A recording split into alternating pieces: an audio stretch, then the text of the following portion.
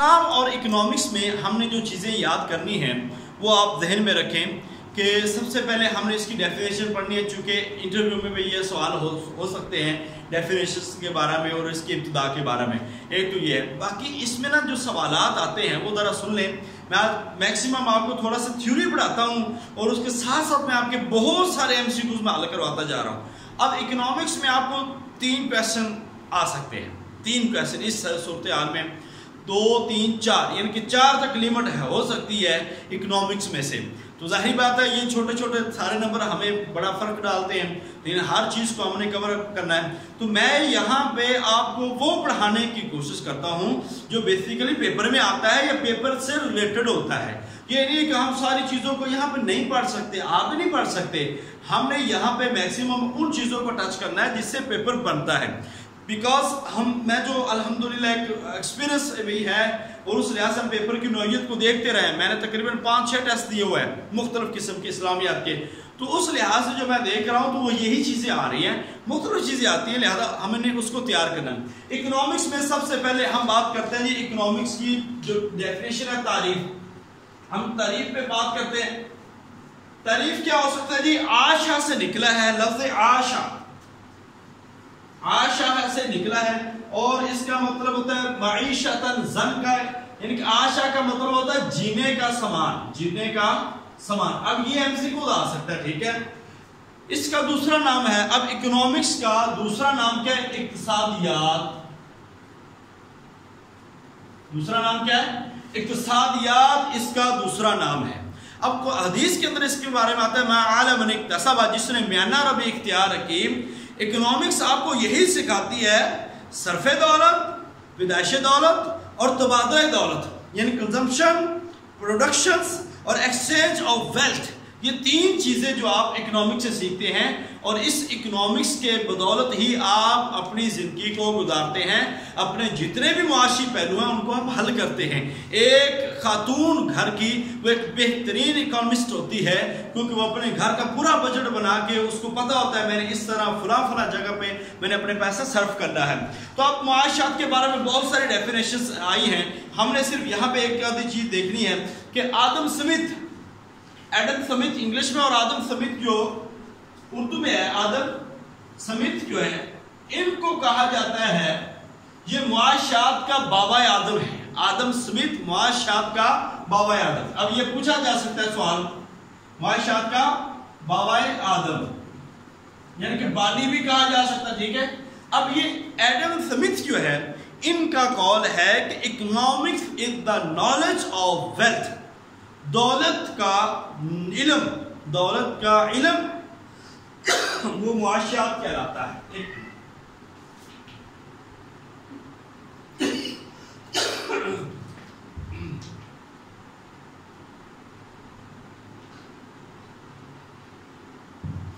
بادل جی اب ہم بات آگے کرتے جا رہے ہیں، کچھ چیزیں سننے والی ہیں۔ اچھا جی، صرف دولت کنزمپشن کیا ہوتا ہے؟ اشیاء اور خدمات کے صرف کرنے کے جو قاعدے ہیں، اشیاء کو صرف کرنے کے اور خدمات کو صرف کرنے کے قاعدے وہ کنزمپشن ہے۔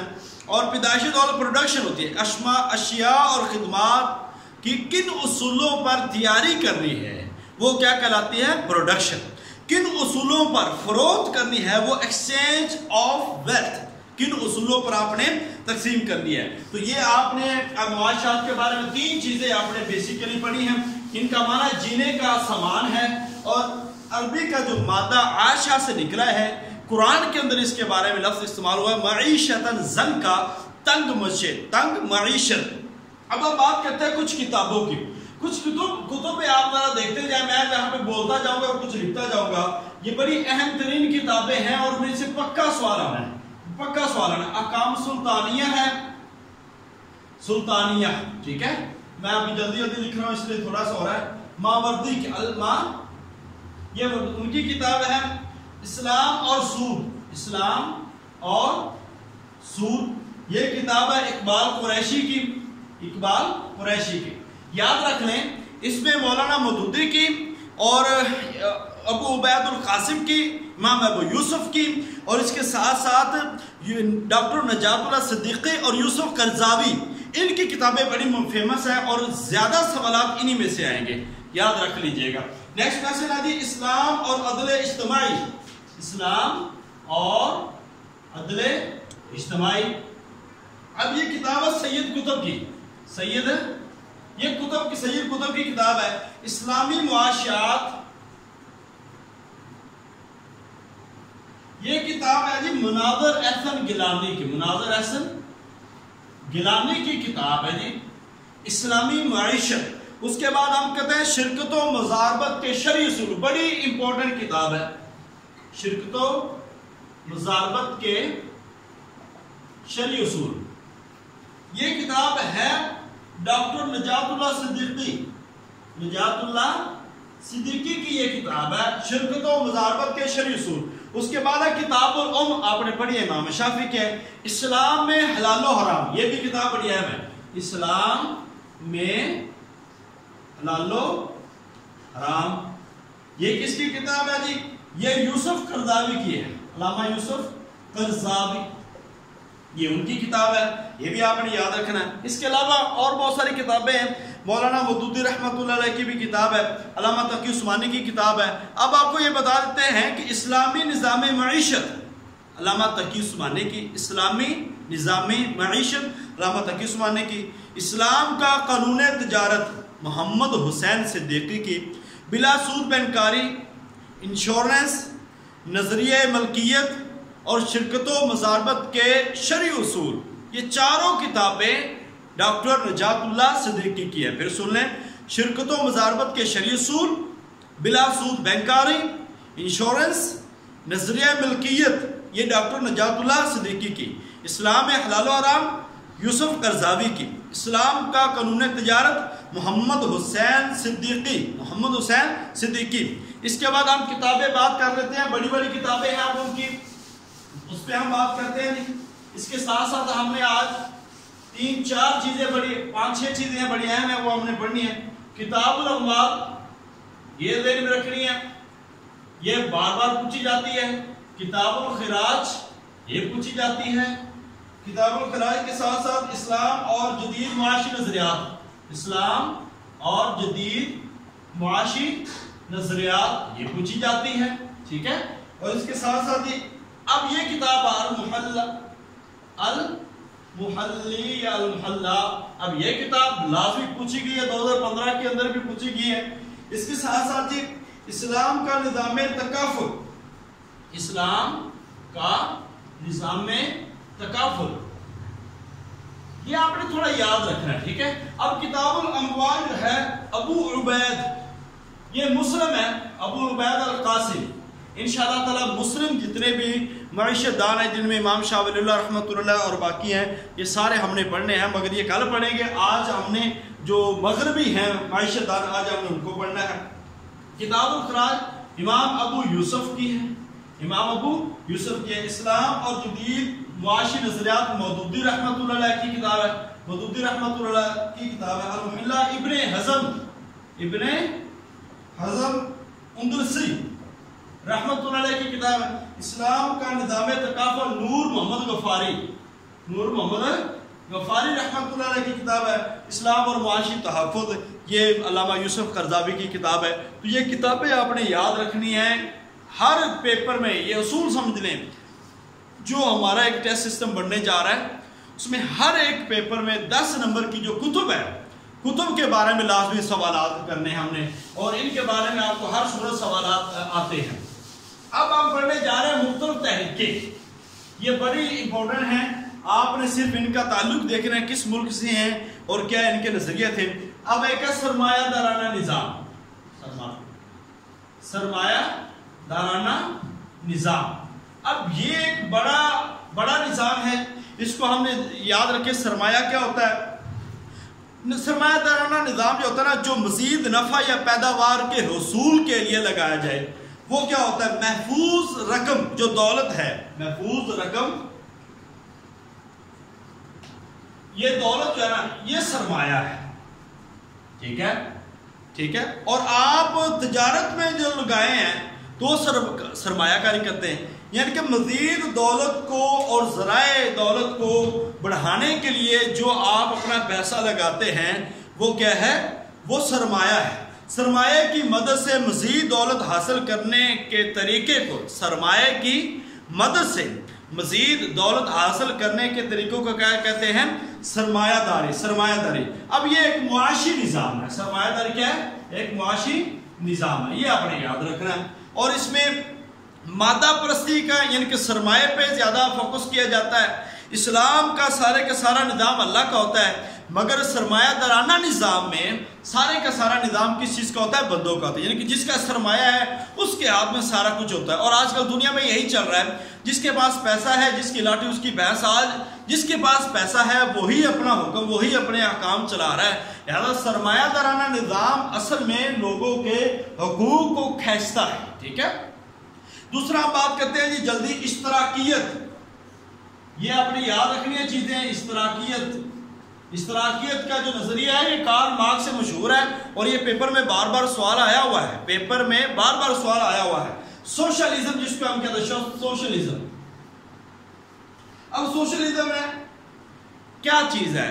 جس میں اصل میں یہ کارل مارکس کا نظریہ تھا۔ کارل مارکس کو بھی ہم نے پڑھنا، اس کے حالات زندگی بھی پڑھیں گے، جس میں ذرائع پیداوار حکومت کی ملکیت ہوتے ہیں اور ان سے فائدہ حاصل کیا جاتا ہے۔ فائدہ حاصل کرنے کے لیے مرکزی ادارہ بنایا تھا، یعنی کہ سارے لوگ حکومت کے لیے کام کر رہے ہوتے ہیں اور حکومت کی طرف سے جو ڈیوٹیز اسائن ہوتی ہیں وہ کام کرتے ہیں، اس کے بدلے میں ان کو ان کی ضروریات کے مطابق چیزیں دی جاتی ہیں، ان کی ضروریات اور ان کی محنت کے بدلے میں چیزیں دی جاتی ہیں۔ اس میں انکار کیا گیا ہے کہ نہ کسی کے پاس دولت ہوگی، نہ نقد پیسہ ہوگا، نہ کوئی پراپرٹی ہوگی، نہ کوئی کچھ بھی نہیں ہوگا، صرف اور صرف سارے کا سارا جو کچھ ہوگا وہ ساری ملکیت گورنمنٹ کی ہوگی اور لوگوں کے پاس کچھ بھی نہیں ہوگا، لوگوں کے پاس کچھ بھی نہیں ہوگا۔ یہ ایک نظام تھا۔ تو اس کے بعد اس کا آغاز جو ہے نا وہ 18ویں صدی، آپ نے یہ یاد رکھنا ہے، 18ویں صدی کے آخر میں، 18ویں صدی کے آخر میں اس کا ہے آغاز۔ اور اس کے ساتھ ساتھ ہیگل ہے، ہیگل کا نظریہ، ہیگل نے یہ نظریہ پیش کیا تھا، عملی نظریہ بنایا اس کو، اور اس کو آگے لے کر چلے ہیں کارل مارکس۔ کارل مارکس یہ آگے لے کے چلے ہیں۔ اب کارل مارکس کا یہ جو نظریہ پھیلا ہے نا، یہ اصل میں پھیلا ہے رشیا کے اندر۔ رشیا نے اس کے اندر وہ سارے جو اشتراکیت ہے اس کو نافذ کیا تھا، مگر وہ ناکام ہو گیا تھا۔ تو کارل مارکس جو ہے وہ دراصل جرمنی کا تھا، ٹھیک ہے، مگر یہ نظریہ وہاں پہ نافذ ہوا ہے۔ اور اس کے ساتھ ساتھ کارل مارکس کی ہم ڈیٹ آف برتھ آپ کو بتا دیں، کارل مارکس 1818 میں پیدا ہوتا ہے اور 1883 تک زندہ رہتا ہے۔ 1883 کے اندر یہ ختم ہو جاتا ہے۔ کمیونزم جو ہے یہ روس سے تعلق رکھتی ہے، کمیونزم، اس کے اوپر بھی ہم بات کرتے ہیں۔ اب کارل مارکس یہ کتاب ہے، یہ آپ نے یاد رکھنی ہے، یہ پیپر میں آ سکتی ہے۔ اس کی کتاب کا نام کیا ہے؟ داس کیپٹل۔ داس کیپٹل یہ اس کی کتاب کا نام ہے جی، اور یہ بڑا مشہور و معروف نام ہے تو بڑی دفعہ آتا ہے، لہذا آپ نے اس کو ذہن میں رکھنا ہے۔ اب ہم بات کرتے ہیں جی آگے، اس کا ایک نظریہ یاد رکھنا ہے۔ نظریہ کارل مارکس کا نظریہ کیا ہے؟ نظریہ قدر زائد۔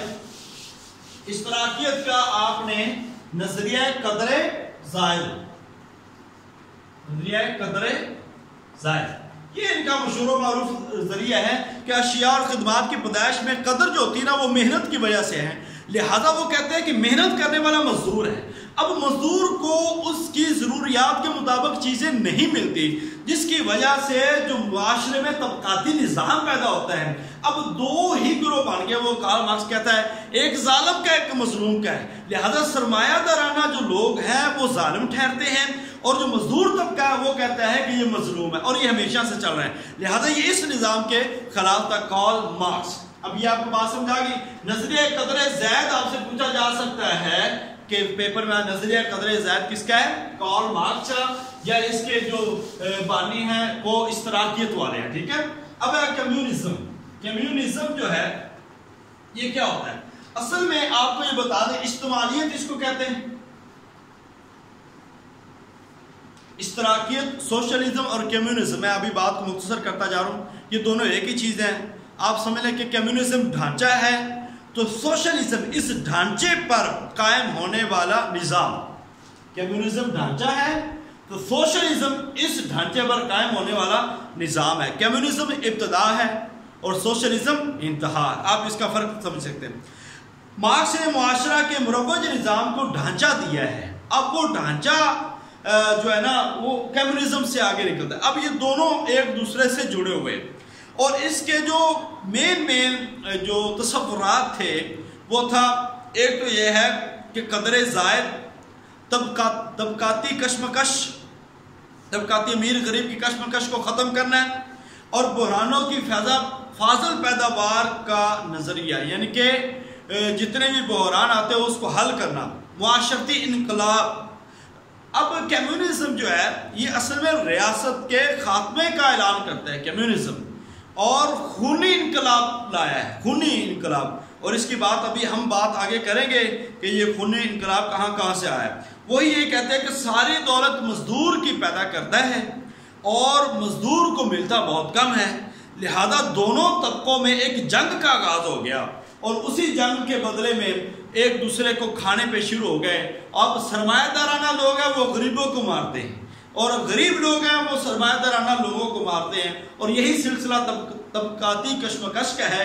اسی لیے کارل مارکس اور کمیونزم نے دو ملکوں میں سر اٹھایا، ایک اٹلی تھا اور ایک جرمنی تھا. اٹلی اور جرمنی کے اندر دو لوگ ان تحریکوں کو لے کے نکلے ہیں. اس کے بعد پھر انہوں نے اپنے جو علاقے ہیں وہاں پہ یہ کام کیا اور آخر کار سب سے پہلے اس کی ابتدا جو رشیا کے اندر ہوئی ہے وہ باقاعدہ طور پر ہوئی ہے. یہ آپ نے چیزیں ذہن میں رکھنی. خونی انقلاب کا دعوے دار کمیونزم. اب کل بھی ایک کویشچن کر رہے تھے، شاید محمد اشرف صاحب سے ہمارے، تو کویشچن یہ تھا فسطائیت.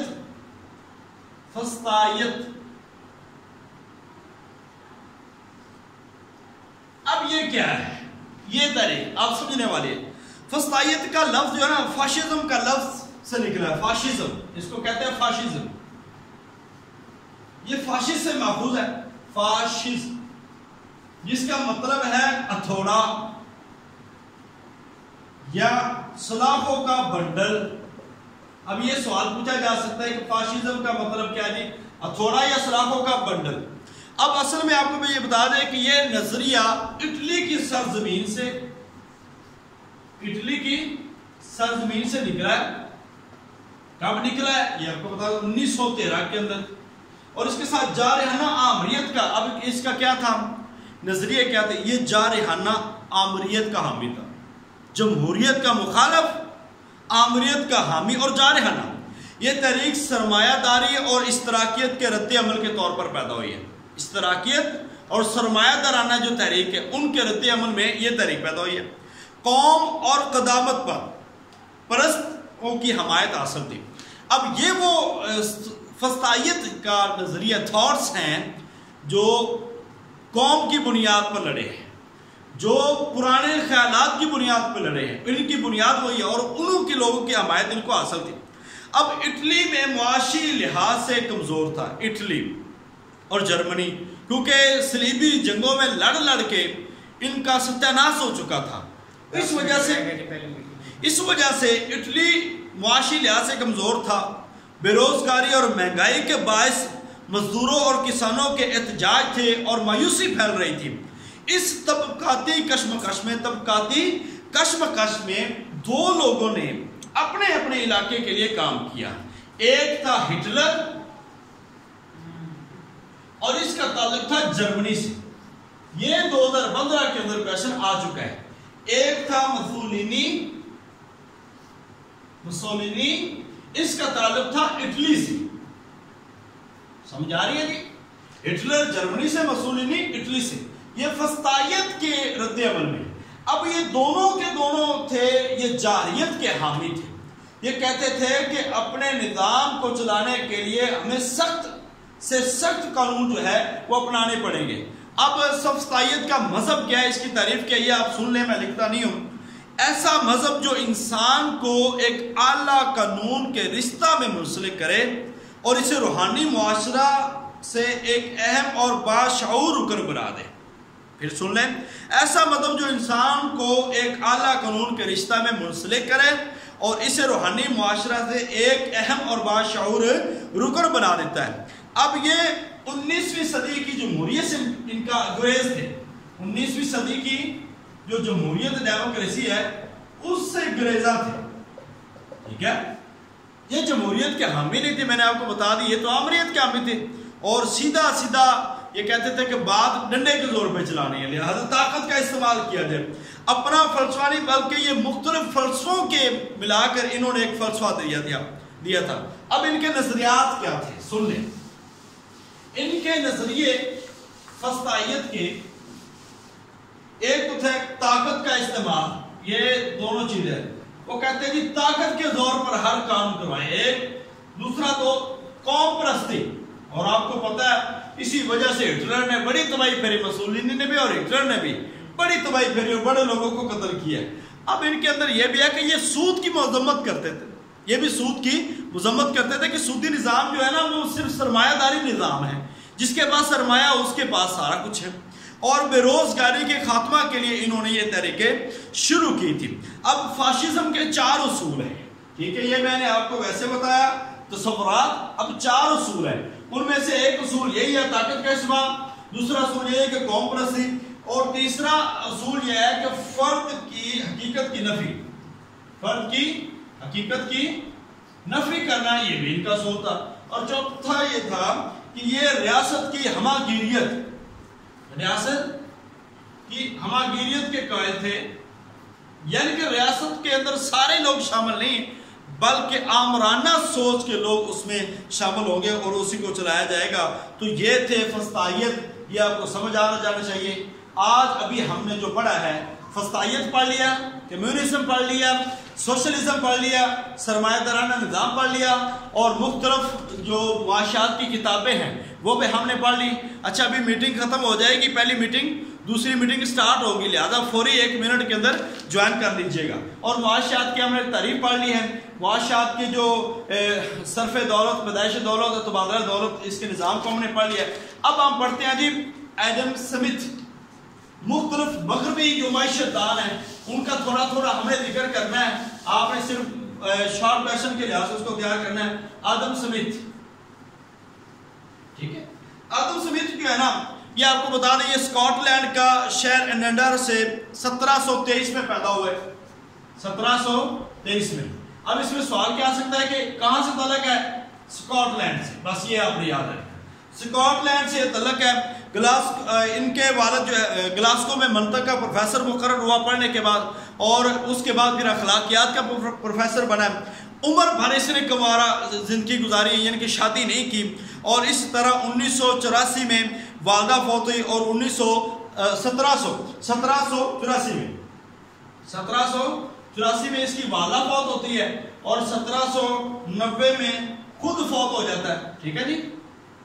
اب اس کی کتاب کا جو نام ہے وہ ہے اخلاقی احساسات کا نظریہ، بڑی مشہور و معروف جو کتاب ہے، وہ آپ کو بتا دے Wealth of Nations, Wealth of Nations, دولت اقوام، دولت اقوام، یہ اس کی مشہور و معروف کتاب ہے، ویلتھ آف نیشنز، دولت اقوام۔ معاشیات دولت کا علم کس نے کہا ہے؟ ایڈم سمتھ نے کہا۔ یہ بھی آپ نے یاد رکھنا، یہ کبھی کوٹیشن آ جاتی ہے اور نیچے لکھا ہوتا ہے یہ کس کی تعریف ہے؟ معاشیات دولت کا علم ہے، یہ ایڈم سمتھ کا قول ہے۔ اس نے ٹیکسٹ کے 4 اصول بتائے تھے، اس میں مساوات، اصول مساوات، اصول تیقن اور اصول کفایت، یہ 4 اصول تھے جو انہوں نے بتائے تھے۔ اب ہم بات کرتے ہیں جی ایڈم سمتھ، اس کو بابا آدم کہا جاتا ہے، معاشیات کا بابا آدم کہا جاتا ہے ایڈم سمتھ کو۔ اسکاٹ لینڈ کا رہنے والا تھا، ساری زندگی کنوارے پن میں گزار دی، اخلاقیات کا پروفیسر تھا، اور اس کے ساتھ ساتھ اس کے نظریے سے مشہور و معروف کتاب ہے ویلتھ آف نیشنز، دولت اقوام۔ اس کے اندر اس کے مختلف جو 4 اصول ہیں، مساوات، یقن اور کفایت اور سہولت، یہ 4 اصول ہیں۔ اب ڈیوڈ ریکارڈو،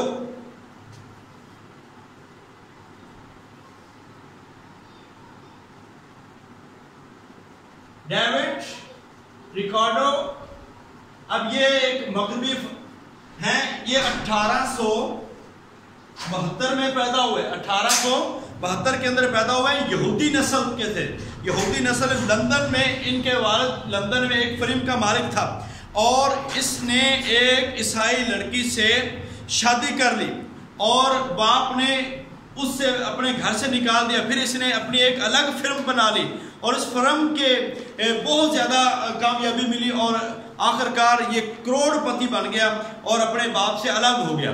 तो इसका जो नज़रिया है दौलत अक़वाम का मुताला, इसका नज़रिया क्या है? दौलत अक़वाम का मुताला, यानी कि इसने एक किताब है जो अभी हमने पढ़ी है एडम स्मिथ की, उस किताब का मुताला किया और गहरी सोच और गहरी छाप इसके जहन के ऊपर आई है और इस तरह मुख्तलिफ दारुल उलूम का सरबराह भी रहा है। और 1819 में 1819 में यानी कि ये सियासत के अंदर भी आया। इसके साथ 1923 के अंदर ये इसमें थोड़ी सी तारीफ आगे पीछे, मगर ये फौत हुआ है, मुझे याद आ गया, ये इसकी 1923 ये इसकी वफात है 1923 के अंदर। और इसके बाद ये सियासत के अंदर आया, सियासत के अंदर। और मुआशियात पे इसकी एक किताब है बड़ी मशहूर मारूफ है, मुआशियात और महासिल के उसूल, मुआशियात और महासिल के उसूल, ये इसकी मशहूर मारूफ है किताब है जो आपने याद रखनी है, मुआशियात और महासिल के उसूल। अब इंग्लिश में इसका नाम है the principle of political economy and taxation. ये इसकी एक किताब है जेवर्ट रिकार्डो की, ये आपने याद रखना है। नजरिया लगान इसका है, इसके नजरिए कौन से हैं? नजरिया लगान।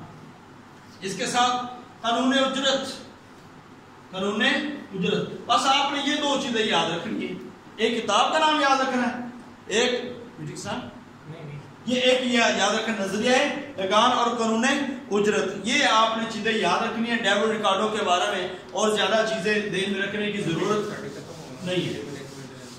चले जी, अभी अब हमने बात करनी है अल्फ्रेड मार्शल पर। ये भी मगरबी इकोनॉमिस्ट है। अल्फ्रेड मार्शल 1842 में पैदा हुआ लंदन के अंदर। बैंक ऑफ लंदन में इसका वालिद एक खजांची था। कैम्ब्रिज से इसने पढ़ा है और इसका वालिद चाहता था कि एक अच्छा पादरी बने, मगर इसने अलग तालीम हासिल करके ये एक जो फिलॉसफी है उसके अंदर इसने डॉक्टरेट की डिग्री हासिल की है। और इसके साथ साथ फिर इसने मैरी पेली से शादी की है और 1924 के अंदर इसकी वफात है। मैरी पेली से इसकी शादी हुई है जी, ठीक है। वालिद चाहता था पादरी बनना, मगर ये ऑक्सफोर्ड का फेलो रहा है। जब मैरी पेली जो इसकी स्टूडेंट है उससे शादी हुई तो ऑक्सफोर्ड की जो फेलोशिप से इसको महरूम कर दिया गया। और इसकी किताब का नाम है उसूल मुआशियात, प्रिंसिपल ऑफ इकोनॉमिक्स जो है ये इसकी किताब है उसूल मुआशियात। इसका भी नजरिया उजरत, नजरिया मसील लगान, मजदूरों का इत्तेहाद और आमिलीन की पैदाइश।